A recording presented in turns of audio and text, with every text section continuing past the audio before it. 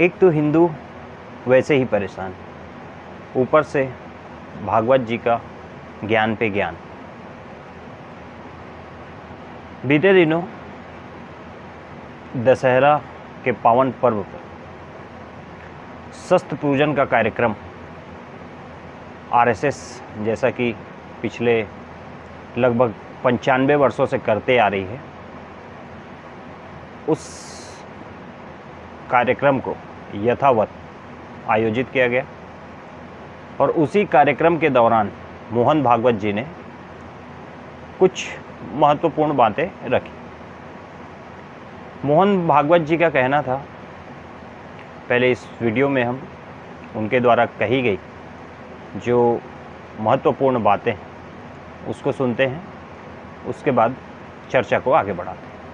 व्यवस्थापक की दृष्टि से वैष्णो देवी मंदिर सरकार ने लिया, वो ठीक चल रहा है।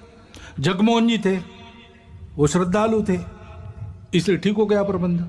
लेकिन जहां ऐसा नहीं है वहां क्या हो रहा है? लूट चल रही है। मंदिरों की जमीन बेची गई, मंदिर की संपत्ति हड़पी जाती है। हिंदू मंदिरों की संपत्ति अहिंदू जिनको हिंदू देवी देवों पर श्रद्धा नहीं है उनके लिए लगाई जाती है। हिंदू को भी आवश्यकता है, वहां नहीं लगाई जाती। मोहन भागवत जी कह रहे हैं कि पॉपुलेशन कंट्रोल के ऊपर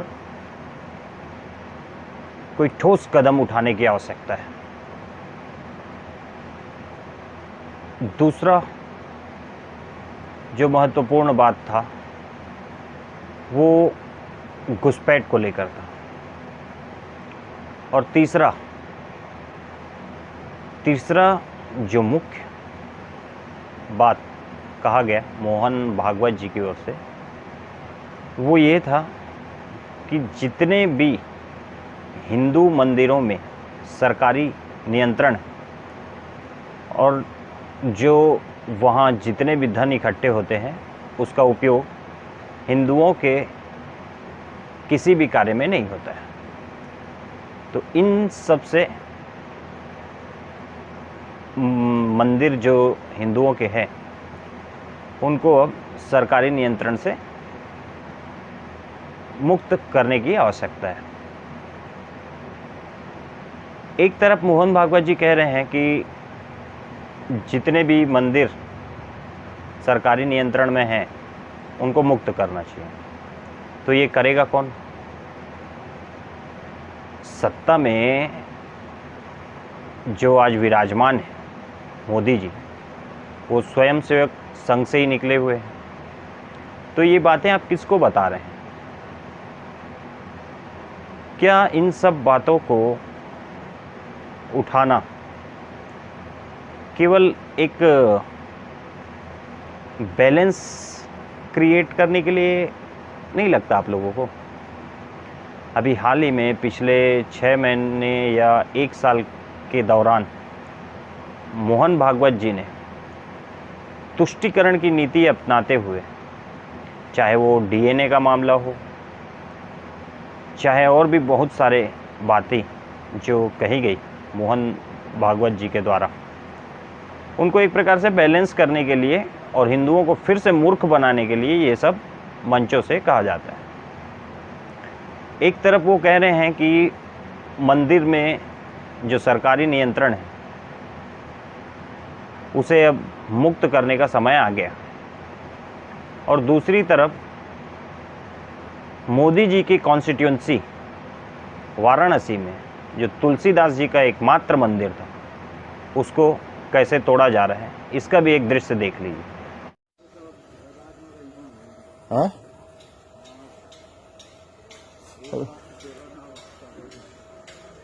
अब देखो क्या करना सो।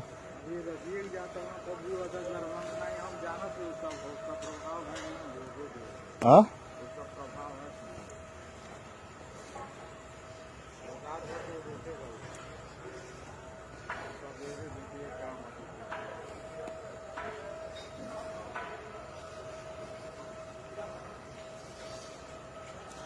देखा हनुमान जी का करन समझे में नहीं आओ तो, दिमागे नहीं काम करो तो।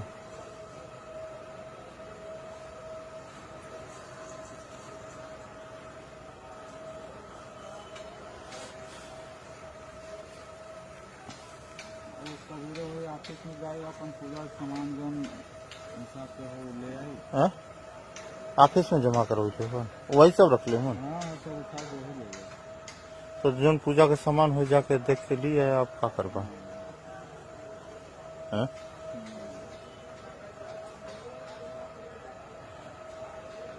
रात को हटा दोगे क्या तुम लोग हैं?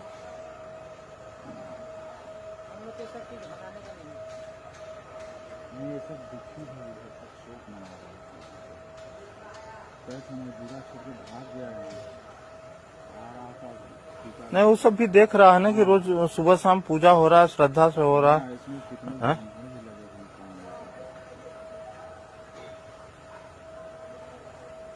कहा हनुमान जी हैं? कुछ भी नहीं कर रहे हैं गुरुजी अब हैं? हैं? का करत हूँ तो अपन मंदिरों हम अनुरोध खाली प्रार्थना यही रही कि कम से कम सबके गायब कर देला, अपने आप के तो बचाला, तो अपने आप को भी नहीं बचा पाओ थोड़ा हाँ? हाँ? हटा देगा तो मतलब वो चीज नहीं रह जाएगी ना, हटा देगा तो वो चीज नहीं ना रह जाएगी।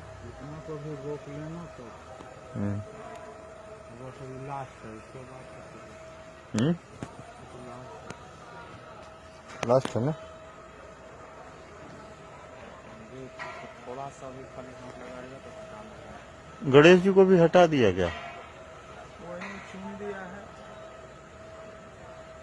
और जो मंदिर में कभी पूजा नहीं होता रहा कायदे से कोई जात ना रहे लो मंदिर के। तो मोहन भागवत जी एक तरफ तो कह रहे हैं कि जितने भी मंदिर हिंदुओं के हैं उन पर से सरकारी नियंत्रण मुक्त होना चाहिए, और दूसरी तरफ वाराणसी में जो नरेंद्र मोदी जी की कॉन्स्टिट्यूएंसी है उसमें ही तुलसीदास जी का एकमात्र जो मंदिर है उसको तोड़ा जा रहा है। तो हम मोहन भागवत जी की किस बात पर विश्वास करें? केवल बैलेंस करने के लिए मंचों से इन सब बातों का जिक्र किया जाता है, ज़मीनी स्तर पर इनके हालात बहुत ही अलग है। ज़मीनी स्तर पर इस प्रकार का कोई भी कार्य नहीं किया जा रहा है, आपको बोलने की आवश्यकता ही नहीं। आप कभी कहते हैं कि आरएसएस एक गैर राजनीतिक संगठन है, इसका राजनीति से कोई लेना देना नहीं है।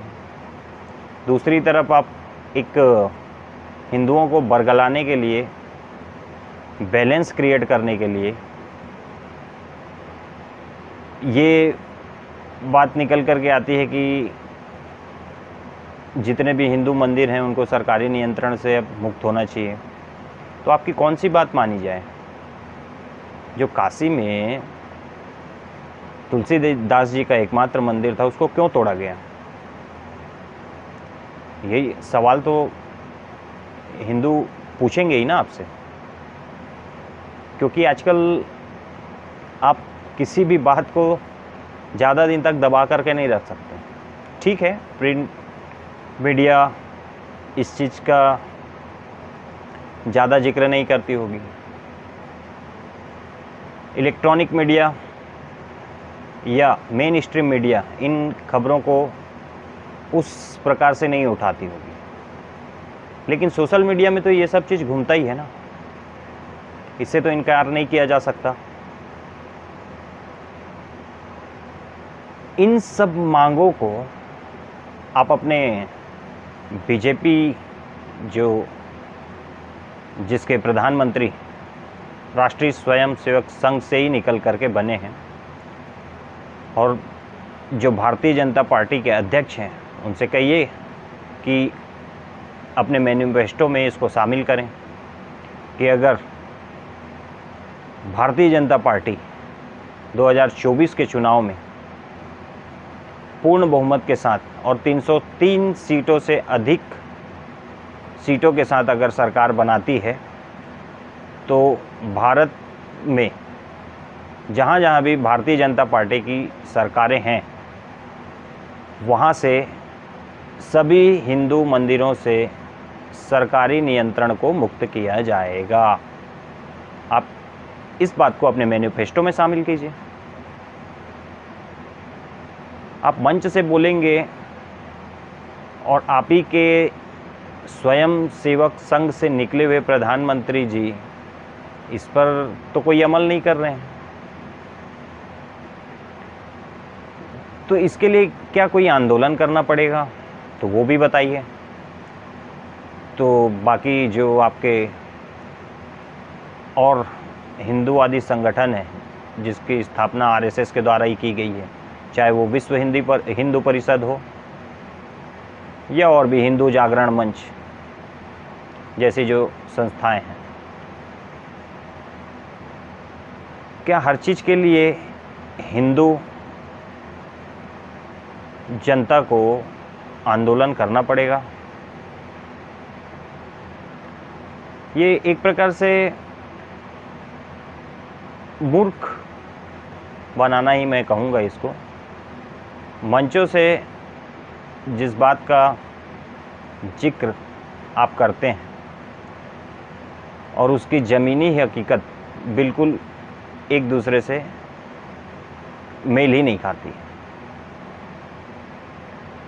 एक तरफ कांग्रेस है, दूसरी तरफ भारतीय जनता पार्टी। किसी समय में विश्व हिंदू परिषद का जो नेतृत्व था, जो सिर्फ हिंदुओं की ही बात करता था और हिंदुओं के मांग को रखने के लिए हमेशा तत्पर दिखाई पड़ता था 2014 के पहले, जब भारतीय जनता पार्टी की सरकार नहीं बनी थी। लेकिन आज वो विश्व हिंदू परिषद कहाँ दिखाई पड़ती? इन्हीं सब मांगों को लेकर तो डॉक्टर प्रवीण भाई तोगड़िया ने 2018 से पहले इन्हीं सब मांगों को लेकर अपनी बातें रखी थी। तब आप लोगों के ही द्वारा डॉक्टर प्रवीण भाई तोगड़िया को विश्व हिंदू परिषद से कैसे निकाला जाए, इसका भरपूर प्रयास किया गया। विश्व हिंदू परिषद में जो चुनाव कभी नहीं हुआ पिछले 52 साल के इतिहास में, डॉक्टर प्रवीण भाई तोगड़िया को निकलवाने के लिए ही उस चुनाव का आयोजन करवाया गया। डॉक्टर प्रवीण भाई तोगड़िया की मांग क्या थी? इन्हीं सब मांगों को लेकर तो आगे बढ़ रहे थे। फिर अगर आज आप सत्ता से वही मांग दोहराएंगे तो कल आपके साथ क्या होगा? क्या जिस साजिश में आप भी उतने ही सम्मिलित थे, क्या वही साजिश आपके साथ तो नहीं होने लगेगी? क्योंकि एक समय इन्हीं सब मांगों को लेकर डॉक्टर प्रवीण तोगड़िया मुखर रूप से इन बातों को रखते थे, लेकिन इन्हीं सब बातों को रखने की वजह से किसी प्रकार से षड्यंत्र के द्वारा डॉक्टर प्रवीण भाई तोगड़िया को विश्व हिंदू परिषद से बाहर का रास्ता दिखाया गया। हालांकि विश्व हिंदू परिषद से अलग होने के बाद डॉक्टर प्रवीण भाई तोगड़िया ने अंतर्राष्ट्रीय हिंदू परिषद, एक विश्व हिंदू परिषद जैसे ही बड़ी शाखा का निर्माण किया। उसके अंतर्गत राष्ट्रीय बजरंग दल और भी बहुत सारे उसके आयाम जो आज भारत के कोने कोने में आपको दिखाई देने को मिलेंगे। डॉक्टर प्रवीण भाई तोगड़िया, जिन्होंने कभी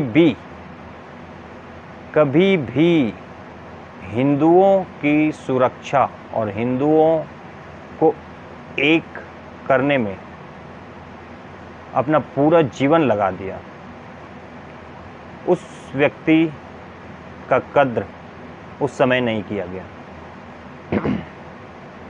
डॉक्टर प्रवीण भाई तोगड़िया की मांगे भी तो यही सब थी उस समय, और मोदी जी ही प्रधानमंत्री थे। पर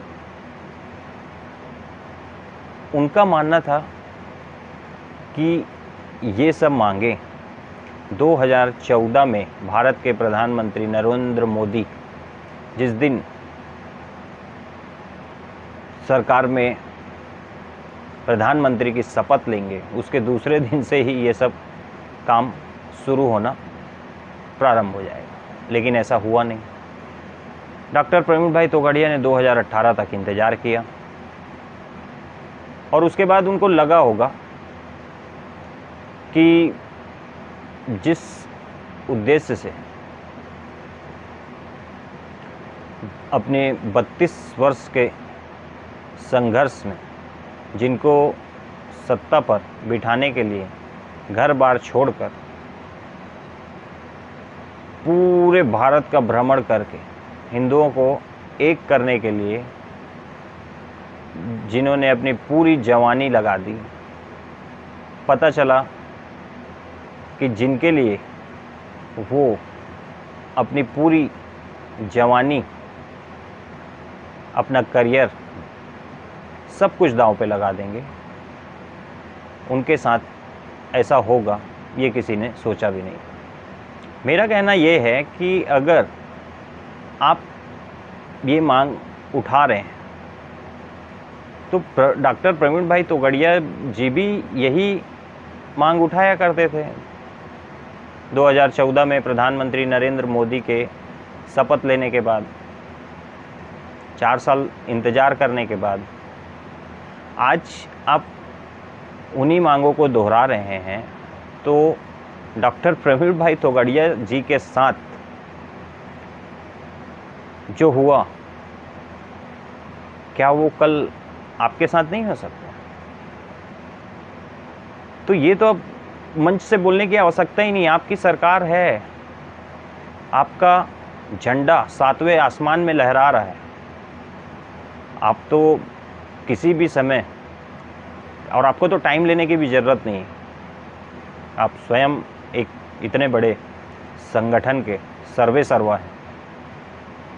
आप आपस में विचार करिए और उस पर अमल कीजिए। इसको मंच से तो दोहराने की आवश्यकता ही नहीं है। मेरा बस इतना कहना था। तो हिंदू सोया नहीं है, हिंदुओं के नज़र में सब कुछ है। सबको पता है कि आप ये बैलेंस क्रिएट करने के लिए ही इस प्रकार के मंचों से इन सब जो बातें हैं वो आप बैलेंस क्रिएट करने के लिए ही लोगों के बीच ला रहे हैं, ताकि मीडिया में ये चर्चा का विषय रहे, और जो भक्त मंडली है वो, और जो बीजेपी की आईटी सेल है वो इसको लोगों तक प्रचारित कर सके और बता सके कि देखो भाई, राष्ट्रीय स्वयंसेवक संघ ही एकमात्र ऐसा संगठन है जो हिंदुओं के बारे में सोचता है।